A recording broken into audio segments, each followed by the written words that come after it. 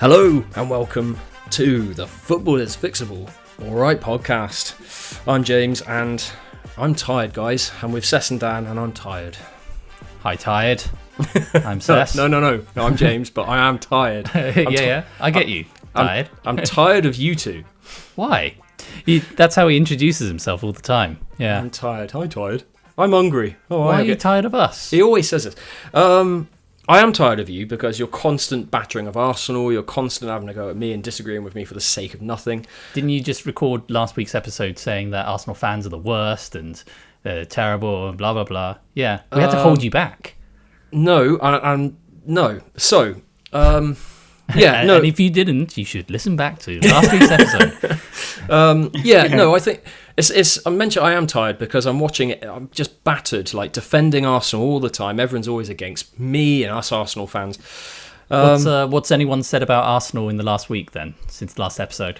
Everything. I have access to our socials. I hear it all the time. But this actually got me thinking about how, tiredness is actually a major problem in football. Because I was watching after Arsenal, we beat Newcastle last week. 1-0, and Rice and Zubimendi were on their knees. They were absolutely shattered, right? And it just got me looking. I was worried looking at. You never see Rice on his knees like that.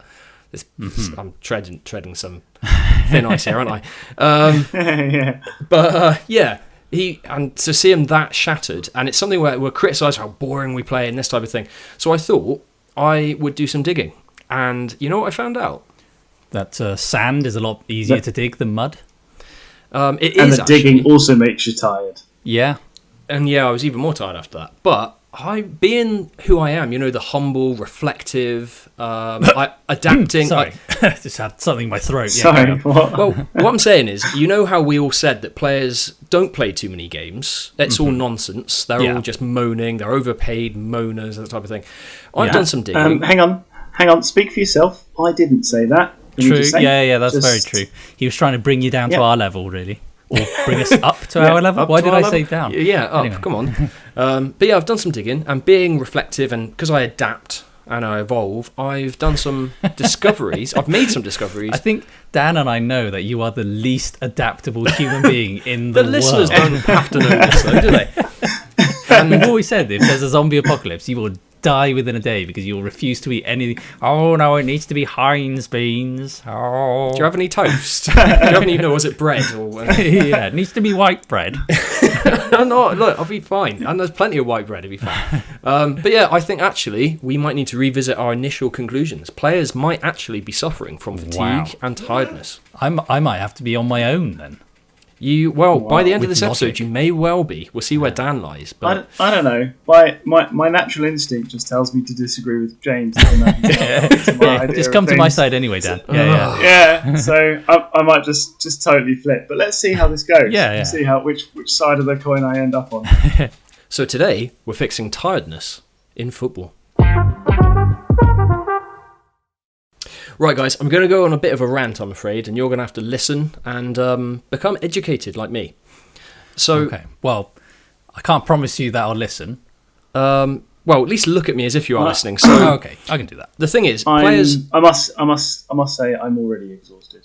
So. See, tiredness is a big problem, and this is it. And people aren't recognising that actually this could be a major problem, especially for the Premier League and Premier League players. And this has nothing to do with the fact that finally Arsenal is in a load of competitions and playing loads of games and it's affecting Arsenal. Not at all. No. Nothing like that. Okay. But no, definitely. Rice is exhausted. Now it's suddenly relevant to you and your team. Yeah. Rice is exhausted. An argument we're going to have. Arsenal have played more games than anyone else in the top 5, major leagues and all that type of thing. What was it they said today? Like 58 games already or something or other. Okay. So even though we've argued that players don't play too many games, that's all nonsense. Actually, it might be becoming a thing. We may have been right, but that is changing. So I've got some background sort of tell you.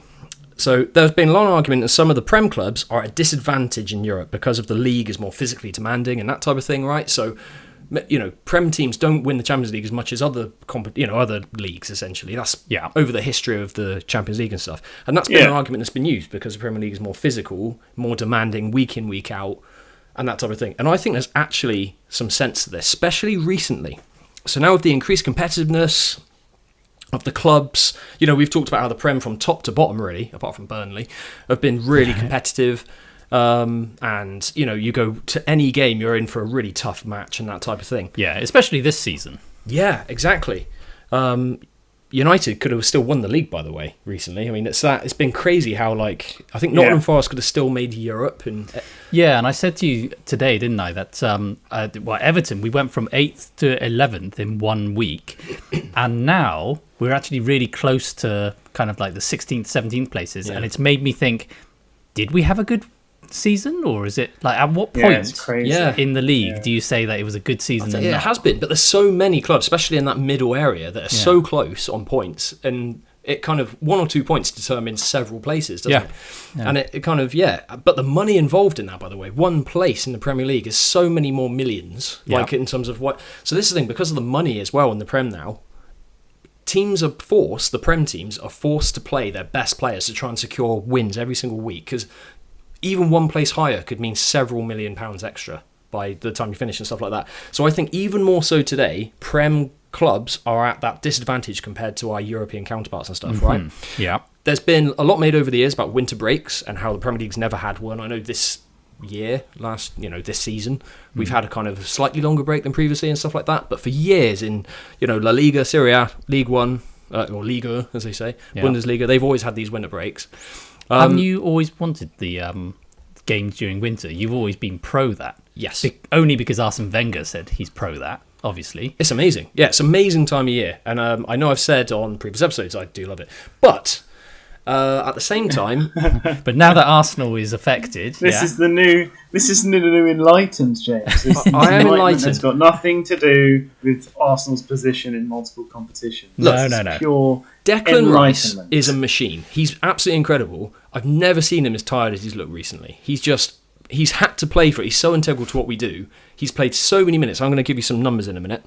So just to give you an idea, and recently we've been seeing the semi-final first leg of the Champions League and that great game between PSG and Bayern. Yeah. And everyone's it's the greatest game ever. Terrible defending, by the way. But in terms of those players, they're so amazing. They're attacking and running so much, and it's such an intense game.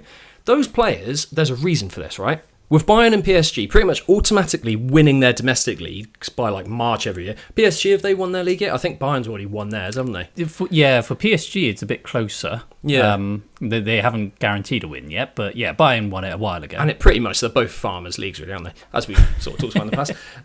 Sorry to our French and German listeners. PSG starting 11 against Bayern in that first leg had a combined minutes played of all the players added up. So these are the stats, right? Yeah. Across Ligue 1 this season, 15,401 minutes. Okay. Bayern's is 18,042 minutes. Right. Arsenal's best 11, 23,423 minutes. All right. So our players are several thousand minutes more game time this season, and that's with our larger squad. Just by the best 11. That's our best 11, but we have rotated more than we have in previous years. Oh, so it's not the squad in total, that's just the best 11? That's just the best 11, yeah. Right, okay, got you. So, and it's shaping narratives, right? Because some say Prem players aren't as good as PSG and Bayern players. Look at Kvaratskhelia, what's his name? Yeah, something like that. Kvaratskhelia. Yeah. Dembele, amazing players, Harry Kane, all these great players. Our best teams aren't as entertaining. All these narratives we're getting in the media. Arsenal are boring, all this type of thing. We don't have the individual players that excite. Rice is overrated. Let me give you some more stats that might sort of make this comparison. You might start seeing my side of things. So Reece James, who we always see is injured, right? Yeah. Not this season though. He's played a lot, hasn't he? Well, he's not been playing for several weeks now, isn't he? He's injured now. He hasn't been playing for several weeks. So he's missed loads of games again. He's played 1,896 minutes this season, which is double Ousmane Dembele's 930 minutes in Liga.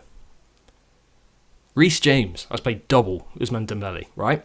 But isn't that because Dembele's been out injured for a lot of time as well? Maybe. So, okay, I'll keep going. Rice and Caicedo individually have played as many league minutes in the last 2 seasons as João Neves and in his entire career. In the last 2 seasons, wow. Rice and Caicedo. I don't know enough about João Neves. He could have been born yesterday, as far as I know. That's good. So you can disagree with me now. He's very...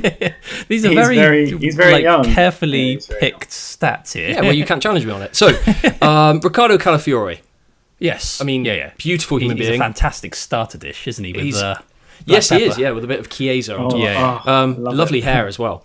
But he's been out of the team constantly this season due to injuries, right? He's been in and out of the team, stuff like that. He's missed loads of games, 22 matches he's played until this weekend, actually. He's now on 23. Okay. He's played more minutes than, and I've got a photo here to sort of show you. So he has played 1,448 minutes in the league, which is more than all of the following: Marquinhos, Dembele, João Neves, Nuno Mendes, Kvaratskhelia, Yep. Hakimi, and both PSG's goalkeepers. What I'm trying to say, long story short, is that PSG rotate their squad. They've got an easy league. They have matches rearranged for them. The Premier League is at a disadvantage constantly, and I wouldn't be surprised if this comes back to bite Arsenal and the top Prem sides. Maybe that's why Arsenal are the only team left in the Champions League now, because of the fitness of these players. They're struggling. They're getting fatigued. They're getting injuries. Okay, so I'm getting you. So it's less to do with an argument of too many games. It's more to do with an argument about the Premier League teams having to play more and more intensely than the the European counterparts. Yeah. The sports science around this, basically, right? So, like, sports science professionals said, so I've done some digging, that the maximum number of games an elite footballer should be playing, so Premier League level, Champions League level, that type of thing, is somewhere between 50 and 60 games a season. Arsenal already on 58 games, and we've still got, 3-4 games left in the league. Games left. Yeah, Arsenal have played more than anyone, I get that, but we're on 58 games, and we've still got another semi-final leg to go, possibly the final if we get there, another few league games, and then Rice, Saka, and whoever else is going to be in the World Cup as well. Okay. This is a real That's problem. only too many games. That's only too many games for an individual player. If that individual player plays every single game that Arsenal have played. Yeah, which not even David Raya has done. David Raya is our second highest, I think. No, but he hasn't played 58 games. That's what I mean. Rice, Supermendy, and Raya are our top minutes played anyway. But yeah, managers lose their jobs because of poor results, right? But players are getting more and more injured. Like the key players who are kind of encouraged to play all the time because every single result matters for reasons we mentioned earlier. Managers losing their jobs. Fans don't really understand what's going on. Cole Palmer has been out for ages this season. If he plays in the World Cup this year, by the way, if he's fit and he's chosen, he would have gone 4 years without a summer holiday. He's been away playing football in the summer the whole time. We know that if he's not injured, he's the best in the world, isn't he? Exactly, see? Yeah. What would Rosenior have, he'd probably still be in the job. So, True. Even though Cole Palmer has been playing recently. Yeah, we'll forget about that. Yeah. Yeah, I don't actually necessarily disagree with you on this because it isn't specifically related to the too many games thing. Because even if you remove the Club World Cup or all international games, the intensity of the Premier League is still there. So, I completely agree with you because we've always said it may not necessarily be that the very top is as good as the very top of Spain or Germany or whatever. It may be, it may not be, but what we know for sure is that the middle of the league is far stronger than the middle of the other leagues. The bottom of our league is far stronger. I mean, a lot of European nations kind of forget that Atletico Madrid, the third best historic team in La Liga, beat 18th placed Tottenham. They were cheering at the fact that they beat Tottenham 5-3 on aggregate. They're fighting relegation. Yeah. I mean, but how would our teams in third place do against 18th place La Liga? Well, I'll be United actually. Maybe not this season. Anyway, I still do agree with you on that. The problem I have with it is we've known for so many years, our entire lives, we've known that the intensity of the Premier League is higher. Not just because of the quality throughout the league, but also because of the actual physical intensity. Yeah. Like, Zlatan said that the intensity is so much higher in the English league. Just physically demanding games every single So we've known week, this for all these years, and yet these top clubs, Man City, Arsenal, the managers burn out their first 11. And I would still say this whole thing about tiredness and it's a concern and everything, that we should then be angry at Arteta for burning out those players, because actually what it should be is that he manages those kind of players and he thinks, you know what, I know I have to win every single game. However, it's better if I rest Rice this game so that he can play an extra 2 games rather than burn him out. Yeah. And do you know what, an excellent example of that, sorry, just to cut in, just to support Seth's point. Who was the guy you signed from? Who was the guy you signed from Brentford in the summer? Norgard. Norgard. Why does he not play any games? You've signed Yeah. a player, very top central midfield player that would rest Zubimendi or Rice, that would do a job there really well. He was fantastic at Brentford, and yet you've not used him. Yeah, he's been brought on. He has started some games, mostly in the League Cup and stuff, and he's come off the bench in the Prem games a few times this season. But you're right, I think he could have played more. But there is a drop. I mean, the thing is, the higher you get to the top, the elite level, the smaller the margins are, and you take your best players off the pitch. That margin suddenly, Rice isn't there to cover. There's a gap, goal, equaliser, or whatever. You know? But what you're saying then is the squad isn't strong enough. Say, for example, Wolves this season. When Arsenal played against Wolves, how many of the top team, the first team players, were actually dropped against the bottom team Wolves? And I know bottom team Wolves, we're saying, will be stronger than bottom teams in La Liga and Serie A and everything. However, you have got chances to rest players. The entire League Cup, all of their pretty much all of their first team should have been rested. I agree. The beginning of the FA Cup, the beginning of the Champions League. I know that the Champions League stage, you do play against top teams, but you also do play against the really bad teams. So I would say of the 58 games played so far, probably a good at least 10, if not maybe pushing it 15, you have the chance to rest your top players. And yet these top clubs like City, not just Arsenal, I'm not just pointing at Arsenal, but these top clubs like City, Arsenal, whatnot, they don't rest their players. And this is the thing that I find mind-blowing, is that the whole thing you mentioned about, you mentioned at one point, players and clubs are forced to do. No, they're not. Well, they're not forced, but they're kind of, what I sort of would say was pushed, because of every single result matters now, more than it ever has done, because of the money involved. Obviously, right now, Arsenal and City at the top of the league, stuff, every single result matters.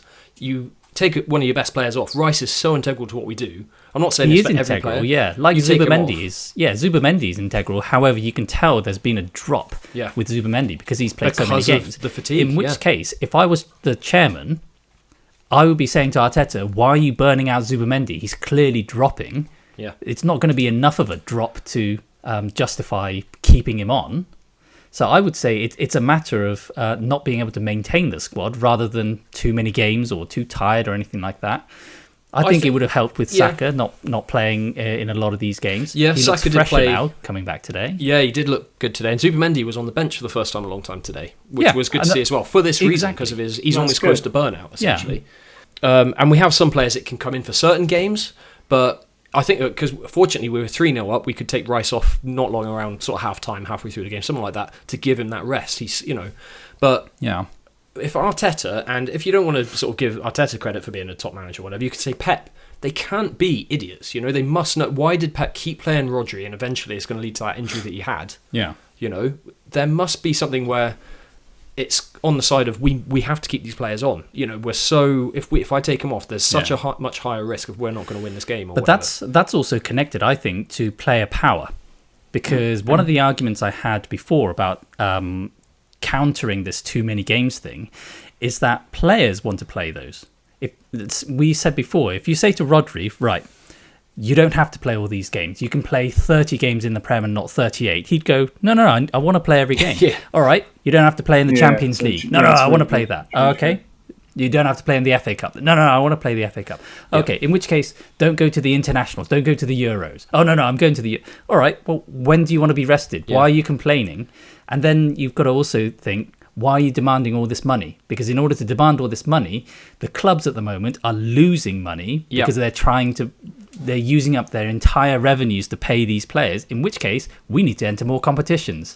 Yes. I mean, we said before with the Club World Cup, Chelsea and Man City were the two clubs that went in. They were the two clubs that were complaining the most about too many games. And as soon as the tournament started, we heard nothing from them. No, happy, we'll get the prize money and all that type of thing. Yeah, exactly. But that's where I think it's like, where does the cycle begin and where does it end type thing? Because I was going to raise, actually, the problem is FIFA. As a leadership body, as a management body, you think FIFA should be the ones that are they going to compensate teams, when players get injured? Because FIFA are playing more and more games. And then you could say, well, that's because they need to raise more revenue because of the player power, Yeah, the price of salaries, that type of stuff. We've fixed this in the past. There are other issues. We need to cap salaries. We need to limit the number of games, I think. But FIFA is the one that can start off with that. They're meant to be the leaders. They're meant to be the managers saying how many games. What have they done with this World Cup that's upcoming? They've increased the number of games. They've increased the number of countries involved, Yeah. So football's eating itself. I think football's sinking. I think something I would say is that there does seem to be like a FIFA versus Premier League thing going on as well. Like, I don't think you could say FIFA's necessarily the issue, in the sense that if it was a worldwide problem that with the football leagues, then you would have this problem for all teams. But actually, the problem is really just with the English teams, like you say, because of the intensity of the Premier League. So maybe you could argue that they're not factoring in the increased intensity for the English teams with what they're doing for the international scheduling and stuff. But I think it's more on the Premier League to come up with a solution for that. Yes, I think so, because FIFA can't treat the leagues differently based on this view of intensity, because intensity can change. What if the La Liga suddenly becomes more intense? Then do we have to change the rules? But in terms of salary caps, you could, whether that's Premier League level, but also it should be a FIFA level where there are salary caps linked to percentages of what to try and make the squads more fair as well. So in terms of fairness, the way I see FIFA, they're like the commanders, or like commanding the war. Like they're forcing all these clubs to go into battle. They're basically sat in the war room with the map, and they're pushing tanks around the little map. And those tanks and the battalions, they're the clubs, right? They're pushing them into the soldiers of the footballers, the actual players. You've got the kind of like lieutenants and stuff for the managers and things. Lieutenants, but yeah. Lieutenants, if you're British. Yeah. Fans were like the civilians, arguing over individual battles instead of questioning the actual war itself. We're arguing over referee decisions and rivalries. That manager's rubbish. He's boring. He's stupid, or whatever.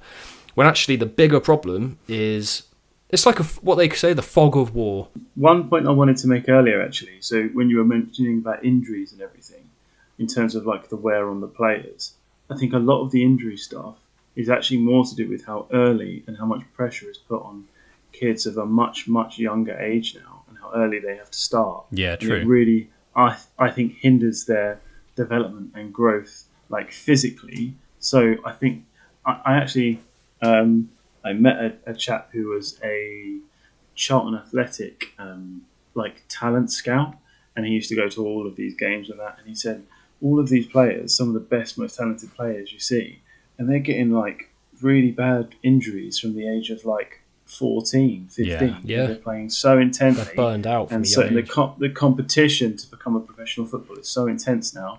And they try to get them started so young. Like some kids are like 6 or 7 or something when they start getting into these these professional clubs and academies. And they're just played too hard too soon. So their bodies can't develop properly. So they're always going to be getting all of these injuries. You mentioned Cole Palmer earlier on had injuries. You look at Tottenham at the moment, you've got so many players out injured. And I think this is actually more the result of just starting too young than it is having too many games. Are you going to stop your child from doing press-ups just before going to bed then? No, she has to do 50 before she can brush her teeth. But this is the issue. I mean, I know it's not 14-year-olds, but in terms of Saka, last season was heavily impacted. He got a major injury, which kept him out for months last season. Arsenal then get, obviously, the media build on that, and rival fans, it's all funny and everything. That's now impacted. He's come back this season, and the load that he's been able to take, as they say, apparently he's got some Achilles issue. And he's been out for the last, month or two with that. All season he's been kind of harbouring it, kind of playing games through it, getting loads of criticism from everywhere, by the way, in terms of how rubbish he's nowhere to his standards. So are you saying that, I mean, it sounds like you're blaming Arteta here, because he's harbouring an Achilles issue, and yet he's being forced to play all these minutes and being forced to come back from injuries so quick. So if you're a manager in Arteta's shoes, you spent some money, Saka's your best right winger, he's your captain, your leader, he gets the fans on side because he's academy as well, and every single result matters so much. You're under pressure, your job could be on the line potentially, depending on how you might view it. Do you play him, or do you just say, you know what, I'll just sacrifice this season because no, you don't sacrifice a season. You sacrifice a few games. You spent what was it, 55 million on Madueke? Yes, but he was always going to be the backup for Saka. He wasn't going to be the and that's what use him as a backup. And that's what Arteta has done actually. So he's rested. There's no point Saka. in a backup if he doesn't play, is he? He's not a backup if he just sits on the bench the whole No, time. and actually, I can defend Arteta here because that's exactly what he's done. He's rested Saka. That's where he's been for several weeks now. I thought you said he was injured. Well, he has been injured. Well, he has been harbouring an injury and playing through it, shall I say? So he's had a broken leg. He's got his foot's in a cast, and Arteta's looking like, I tell you what, you can have a rest. I'll allow you to sit out these ones. Yeah. So he's been he can play through the pain, but he's been playing games in pain with his Achilles, right? And it's impacted on his performances, no doubt. To be fair to him, with or without pain, you have to play with your Achilles. Yes, exactly. So that's what Arteta was making him do for a large part of the season. But as performances were getting worse and his injury on the Achilles was getting worse, it had to eventually be rested. My God, Dan, I just heard an Arsenal fan say Saka's performance has been worse. Worse than his incredibly high standards of recent years. Yeah. Every time anyone ever said anything about Saka, it was always, "Oh no, you don't understand. You don't see what he's doing." He's amazing, and he came back today after several weeks of however long it's been that he's been out, and it was the best we've played as a team in ages, beating Fulham 3-0. It's been fantastic to see him, lead the team out again. So. Yeah. I still think they'd take him in his current form over 2012 Messi as well. So, yeah, absolutely. See what you think when we get to the fixes soon. But there we are. I think before we get onto the fixes, I think it's time for a halftime head scratcher.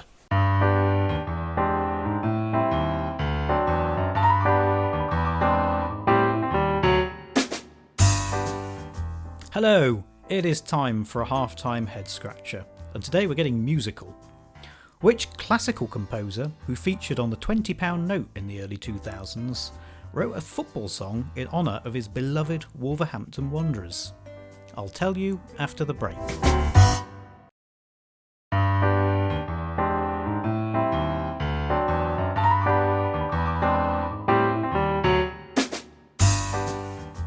Good day.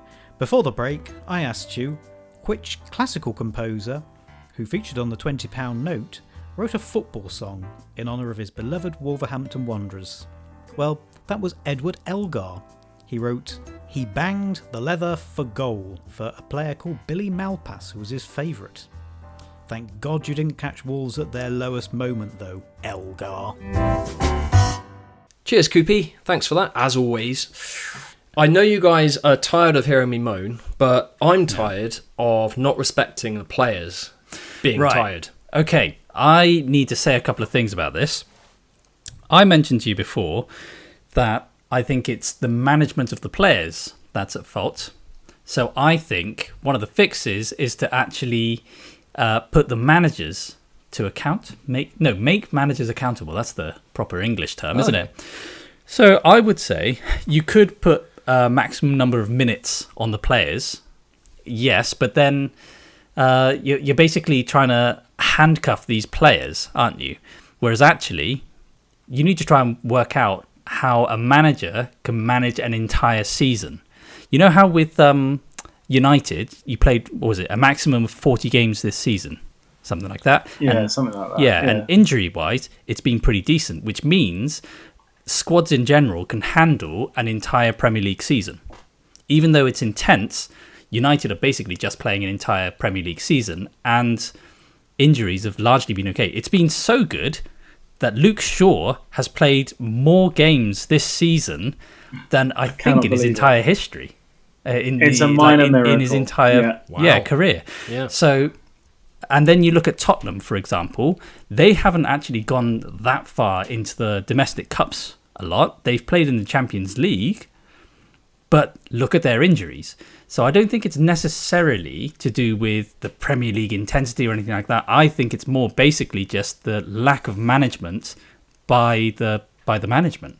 Lack of management by the management. You look at rugby. Here we go. I haven't brought rugby in for a while. They get far more injuries than footballers. And you can understand why, because their job is literally to smash into each other. However, they utilise their squad. So quite often, the best players don't play in a sequence of games.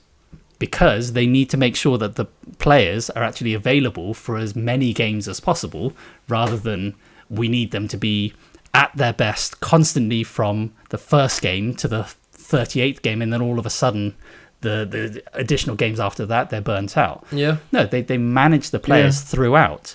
They utilize the reserves, they utilize the academy, they utilize the entire squad, instead of just, this is our first 11 and we'll play them until they burn out, and then we'll just say, oh, too many games.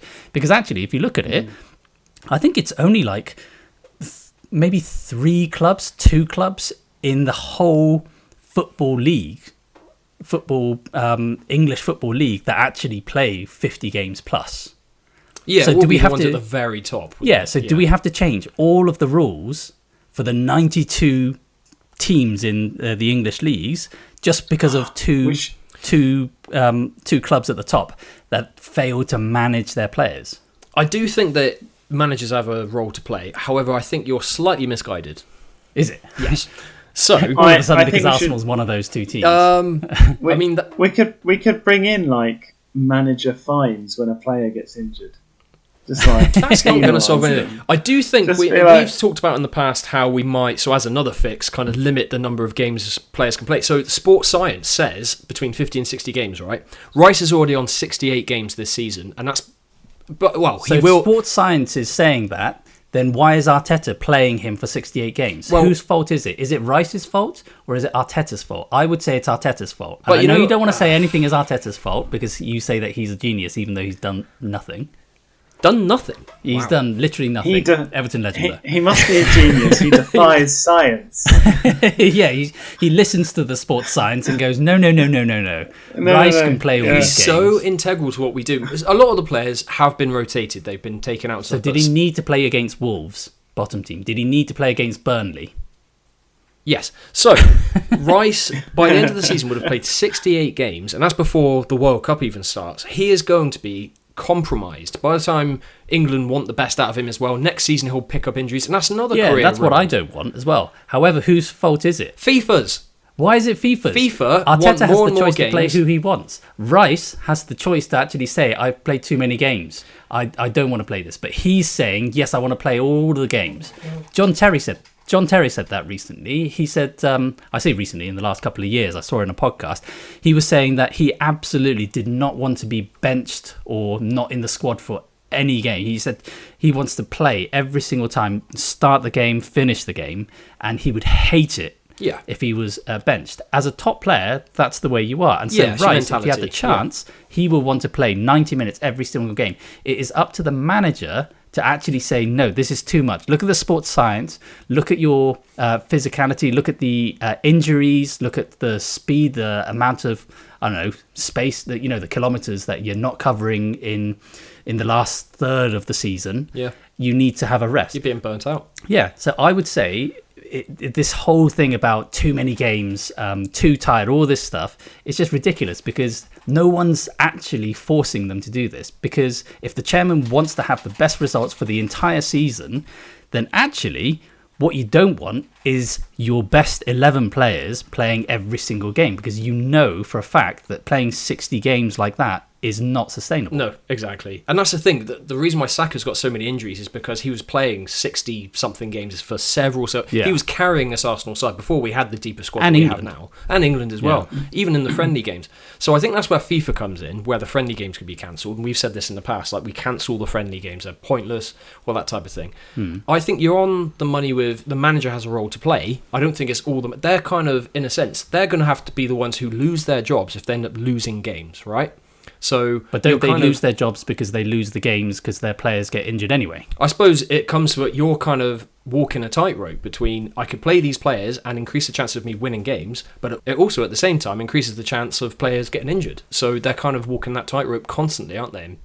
That's the problem. That's what I mean, though. They're not walking the tightrope. If sports science says 60 games is the most a top player can play, and Rice has been played for 68 games already, then Arteta's not walking a tightrope. He's gone past the limit that sports science is saying the top players should play. I would say that it's got nothing to do with players playing too many games and stuff. That's bad management. I think it's as simple as that. It's like being told, I don't know what kind of limit they have for training. I'm sure they say like you need a certain number of hours rest after training or something like that. But then if Arteta went, yeah, we need to get some more extra training in there, we'll not listen to that. We won't have a rest day because that means an extra day training. In which case you would say, no, that's terrible by Arteta. But why is it? It's fine if he makes Rice play 8 games more than the maximum number and probably will still play another 4 or 5 on top of that. Yeah, at least. Like I say, I do think the managers have a role to play. I just feel that they're under so much pressure, especially at the very top. Pep, the same thing. One of the greatest managers, people would say. Yet look at what he did in terms of he constantly played Rodri, and you may say that was a major factor in Rodri with picking up Rodri, that yeah, injury. but I think the reason why Pep was at the top for so long was because of the Pep roulette. He utilised the squad. He was famous. He was well known for someone who utilises the squad, and he was the FPL player's worst nightmare, wasn't he? Because you would just think, oh, I'll put Phil Foden in because he scored a hat-trick, and then he doesn't play the next 2 games. And I would say that's good management. Only recently has Rodri burnt out because he's played too many games. Well, Rodri was one that he didn't rotate as much, wasn't he? Rodri was the I ended up putting Rodri in my team for several seasons because he was like one of the constants. Yeah. And that was the thing. Mainstays. And look at what happens. So you're right. I think good managers will rotate, and Arteta has done that with a lot of the other players. But when you have these such crucial, like Rodri was for City, Rice is for Arsenal, Saka is for Arsenal. Yet Saka's suffered with injuries. An injury is probably imminent with Rice. He's a machine. Physically, he's got the capability so far, but who knows what's going to happen. And his performances are likely to go... Sorry, how long has Saka been injured for this season? What do you want me to get the numbers up? Well, Bruno, for example, for Man United, I know that United are playing fewer games, fair enough, but Bruno has played basically every single game possible for United for the last, 5 years, 6 years, something like that? Well, yeah, even there was a season where we were in, like, every competition. Like, I think it was when we were in Europa. We went to the Europa final, we went to the FA Cup final, and we were in the Premier League. I think we played at 60-odd games that season, and he was available and fit for every single game, played every single minute. Exactly. A lot of players can handle it. Look at Messi and Ronaldo, for example. Try and bench them. You know, they're in their... Well, actually, Messi's late 30s, Ronaldo's in his 40s now, isn't he? You could argue, I mean, that's amazing, and some players might be fortunate. To be fair, though, the way they stroll around a pitch, they could play 90 minutes every single day. And you know what? You know what they're doing? They are managing their game. They're not running around like Rice. Yeah, but not every player can do that. Rice doesn't perform that role. Rice is the engine of a team. I'm not saying Rice should walk around. What I'm saying is they're managing their careers by slowing down and resting where necessary, and also so that they can play every game. Their career, as we've said at the start of this episode, they're playing in leagues Ronaldo obviously played in the Prem a bit, but they're playing in leagues that are not as intense, not as physically demanding. Intense, but I'm talking about managing. You need to manage every aspect of the game. So does Rice need to play against Wolves and Burnley? No. Does Rice need to play against the lowest teams in the League Cup and the FA Cup? I'd agree with that. The easy games in Champions League? No, but he has been made to play that. It's exactly the same as if Messi was told, you can't rest in the game. I don't want you to walk around. You've got to run the entire time. In which case, he wouldn't be able to be at this level at the age of 38 or 39. I'm talking about managing. And if players will always say, I want to play every single game, which, fair enough, you know, if you're a footballer, that's what you want to do. In which case, then, as a manager, I don't know if you guys know this, but manage is man age. You've got to age these men. Is it? Okay. Yeah.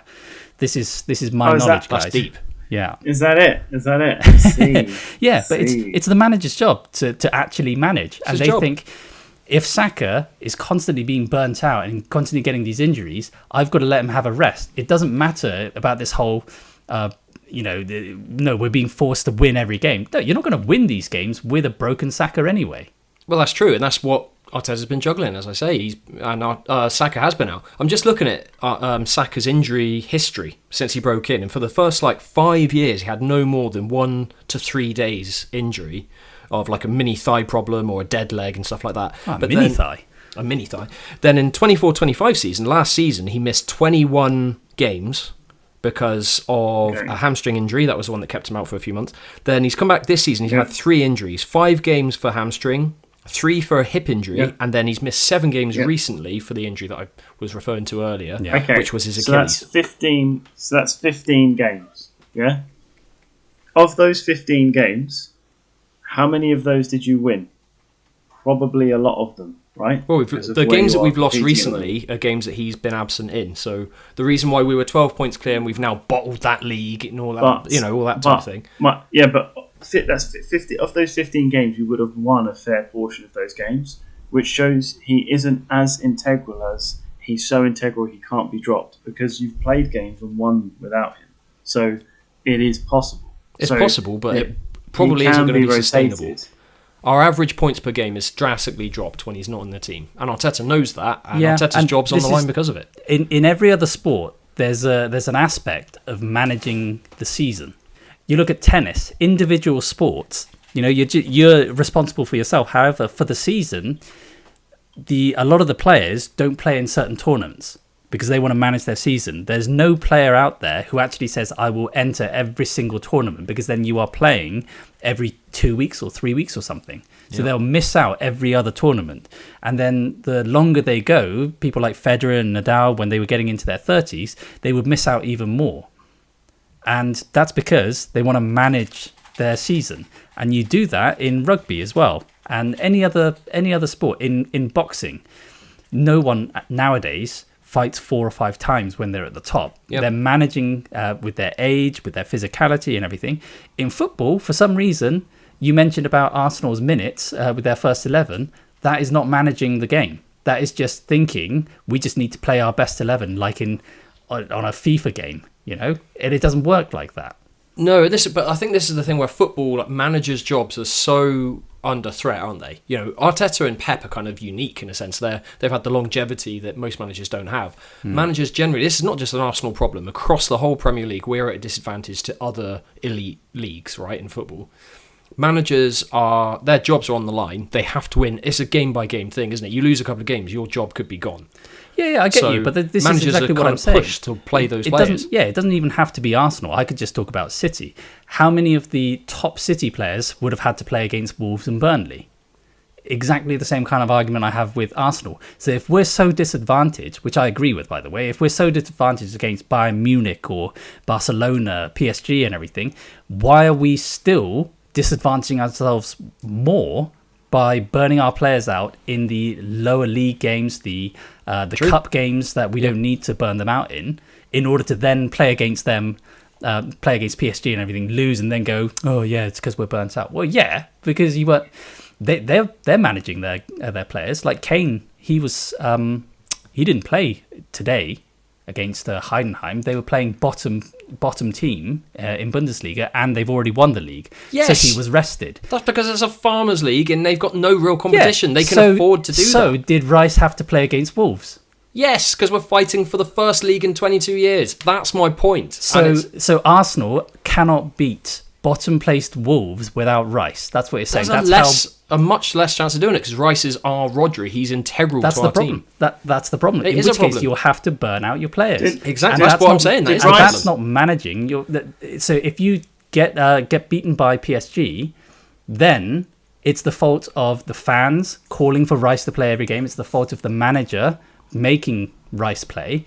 It's got nothing to do with too many games or too many tournaments or anything. It has something to do with too many games. No, because everyone has the right to not play. The manager has the right to not choose them. If you have a burnt out Rice, you will not win a game. But you want to play Rice thinking Rice will give you 100% every time. He won't. In which case, you're not managing his elite level. You're not managing his career. I would say all of that has to do with a lack of management.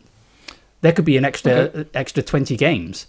It doesn't mean that they have to play them, but you as fans, Arteta as the manager, Rice as the player, will somehow feel as though he's being forced to play those extra 20. No, he's not.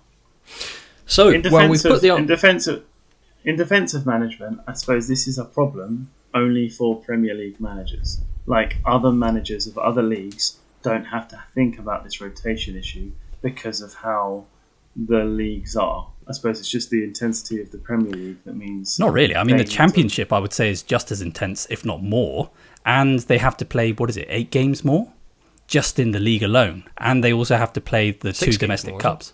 Was that a game? 46 to 38, isn't it? Was So it 46? yeah. So they have to play 46 games just in the league, and then the 2 domestic cups on top. And I would say Championship is just as intense, really, if not more intense. It is a very competitive league. They don't play as intense football in terms of physically, like the coverage and stuff, like in terms of how much distance you cover, the intensity of the runs and stuff. They're fitter in the Premier League. You're pushing your body even definitely. further, you know? Yeah. So there are different comparisons you can make with that. And okay, we'll let the listeners decide what they feel with it. I do think the manager has a role to play, but there's other problems with this as well, as I said earlier. So a couple of fixes I have. FIFA need to limit the number of unnecessary games. When it comes to World Cups, friendlies, like, you know, where you've got these friendly games that are just pointless and don't mean anything, that's unnecessary minutes that, again... For the internationals. International managers are kind of want to play their best players to see how they fit into the team and stuff. It's a lot of it is games that they have no importance, really. So... We've already said in the past that needs to... Tuchel did a good thing. You remember when he split the squad into 2? Yeah.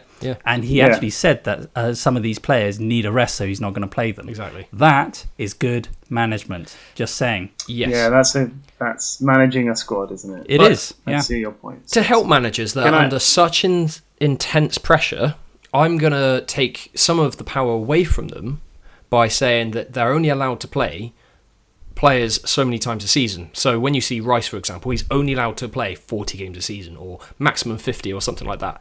So yeah, I'm going to say 50 games a season is every player's maximum. So if you say 50, does that mean then, let's say at the start of the season, you say 50 games, there's 38 games in the Premier League, so that means there's 12 other games that he can play outside of the league. And then if you end up going to the final of the League Cup, FA Cup, and Champions League, and he's already played those 50, then Rice can't play in the final. Yeah. That's what you're saying. Yeah. So he's got to somehow manage it so that there's a few games left over, so he doesn't play all 38 games. So against Burnley earlier in the season, when Rice scored, by the way, he you might be saying rested then- for that game. So you're saying he didn't need to play against Burnley? He wouldn't may need to have play done. He against Wolves. scored an important goal in that game that helped us beat Burnley, but he would have been rested. Who knows? We may have won the game anyway. So but why is it that they need to be forced to do this? Why not just not play him against Burnley? we might not have won. Who knows? I haven't got a time machine, So Seth. you'd rather he plays against Burnley and not in the Champions League final? No. So, another problem I have, which is unfixable. It's the first time we've encountered this. Is Another players. fix is unfixable. Yeah. Okay. So I don't know if I should mention it because it's going to highlight a weakness of our podcast. But players these days are just weaker than they used to be. So you can't really fix that. So we have to put these sort of mitigations in place. We have to put these restrictions to protect managers, to protect players. Because there's just certain can't handle it. limitations, like a salary cap. It's fair Salary enough to cap have needed, certain limitations, because it is weird, isn't it? How the pitches, the boots, the ball, the nutrition, Everything's improved. Everything's improved, and we've got 5 subs now. Yep. Half our outfield can be subbed now, whereas they used to have no subs. Yeah, exactly. And yet, for some reason, now there's more injuries. Yeah. Yep. So there we are. They're clearly weaker by that conclusion. Causation and correlation, all that jazz. Wow, you heard it here first. Which- James says that Saka is weak. Yeah, that's so true.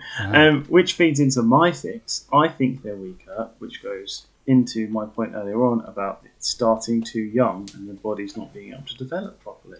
Okay. So, my fix would be to have the academies start at an older age. So, this 6, 7, 8 nonsense. Get rid of that. Like, I don't know, secondary school age, under 12s, maybe. Start there, I think. And then, like, have it grow in competition. And then be, like, fully competitive, like, later on. I think it's, like, way too early. And then, hopefully, we'll see a lot less injuries. Because some of the biggest yes, fewer injuries. I still haven't learnt that. The amount of times you could. Number of Number times. of times. Yeah. I've lost what I I was get what saying you now. mean, because I think the kids have like a growth rate, don't they, at the beginning, and they actually get affected by the nutrition they get and the way that their body is being utilized. So at a young age, if they're put under a lot of pressure, then potentially growing up they could see problems. Kids, especially I think especially boys go through growth pains, don't they?